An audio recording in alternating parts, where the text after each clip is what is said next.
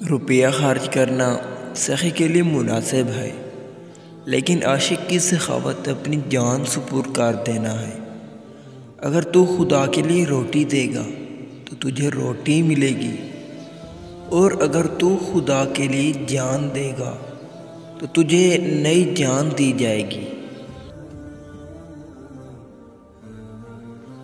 اپنے دل پر لگے زخموں کو نظر انداز مت کرو، بلکہ ان کو محسوس کرو، کیونکہ یہی تو وہ جگہ ہے جہاں سے روشنی تمہارے اندر داخل ہوتی ہے۔ ناشکری نامبارک ہوتی ہے۔ ہاں، اگر تم نے توکل کرنا ہے تو کاروبار کر، کما اور پھر توکل کر۔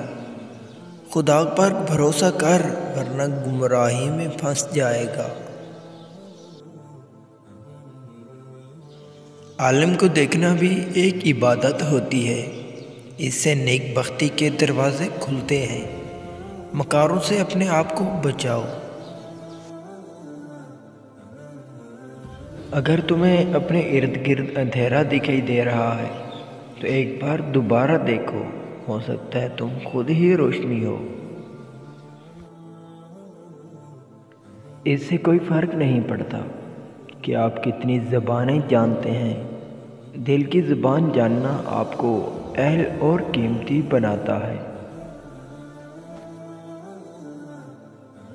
جب انسان کسی رنج اور مصیبت میں اللہ سے شکوہ کرتا ہے تو اللہ فرماتا ہے کہ اس مصیبت کا شکوہ بے جا ہے، یہ مصیبت تو تجھے میری طرف متوجہ کر رہی ہے، تو یہ شکوہ تو میری اس نعمت سے ہونا چاہیے جو تجھے مجھ سے بے نیاز بناتی ہے۔ اے زبان، تم ایک لاتناہی خزانہ ہو۔ اے زبان، لیکن تم ایک نہ ختم ہونے والی بیماری بھی ہو۔ ہم ایسے لوگ ہیں کہ کسی کی تکلیف کو اس کے گناہوں کی سزا سمجھتے ہیں اور اپنی تکلیف کو آزمائش۔ درد آپ کو مضبوط بناتا ہے، خوف آپ کو بہادر بناتا ہے، اور دل کا ٹوٹنا آپ کو عقل مند بناتا ہے۔